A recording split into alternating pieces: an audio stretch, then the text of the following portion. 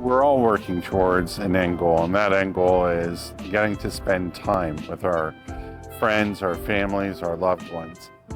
And really what we're all working towards is freedom, right? Freedom of time. How do we buy time? How do we free up our time? Money is a great vehicle to allow us to buy time. I can shorten so many things.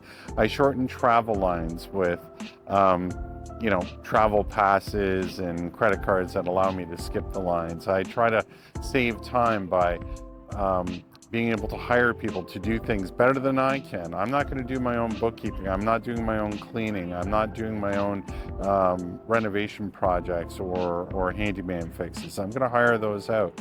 That's the way that I'm going to buy the time, so that down the road I buy the team that will also allow me to continue on doing what I do and being able to free up my time so I get to spend it with the ones I love the most.